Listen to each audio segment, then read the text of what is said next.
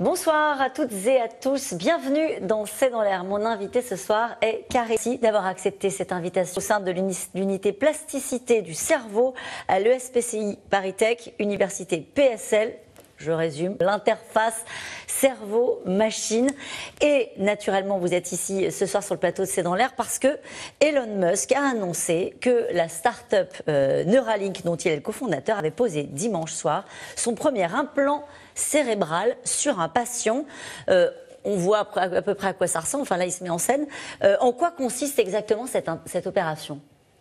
Alors l'image, ça avait plutôt bien fonctionné puisque ce singe avait pu jouer à un jeu vidéo qui s'appelle Pong. C'est des choses qu'on sait faire. On sait décoder en fait l'activité des neurones. Donc en décodant l'activité du neurone, je peux dire quand le singe fait tel mouvement, tels neurones sont activés. Quand il fait des enregistrements, on peut contrôler Ça ne veut pas dire que c'est le cerveau qui commande la machine. Le cerveau décode juste les mouvements des yeux. C'est un plan, on a vu que c'est quoi, il paraît que c'est une sarcelle. Vraiment petit, et c'est toute la prouesse d'Elon Musk, et c'est la grande force de Neuralink. C'est une puissance. Mais de contrôler votre téléphone ou votre ordinateur et par leur intermédiaire n'importe quel appareil juste par la pensée. Lui, son rêve, c'est ça.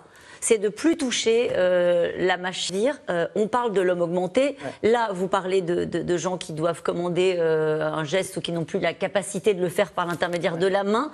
On avait reçu à votre place un chercheur français également qui avait permis à un tétraplégique de remarcher avec un implant cérébral. En fait, les usages a priori et à très court terme, c'est d'abord pour des gens qui en ont besoin et qui ont des problèmes, des handicaps.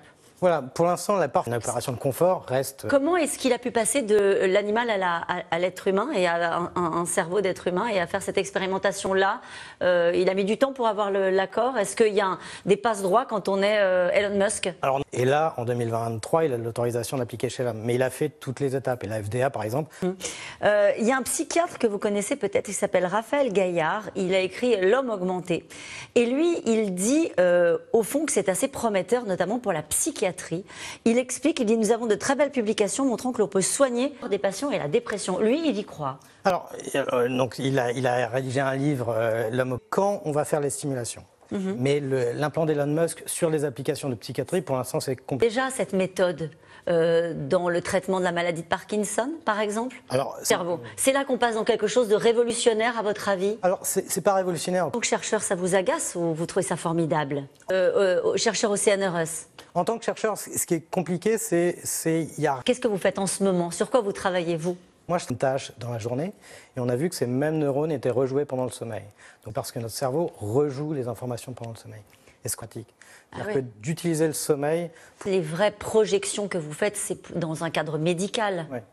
C'est ça. Parce qu'on peut fantasmer. Simplement, le problème, c'est qu'est-ce qu'on peut faire réellement. À l'heure actuelle, au niveau législatif, que des applications sur des gens dans les sites. Exactement. Et quelles sont-elles quand on implante une électrode au cœur du cerveau? Quelles peuvent-elles être? Il y a le risque de chirurgie protégée des infections extérieures. Est-ce qu'il a un côté apprenti sorcier, Elon Musk? On ne fait pas ça dans le domaine médical. Donc, de chercheurs à vous du CNRS, quand vous vous projetez sur les 30-40 prochaines années, le but c'est quoi? Le but ultime, votre but ultime à vous, interface homme-machine, de vos recherches? Tout le petit peut rester dans cette situation 20 ans.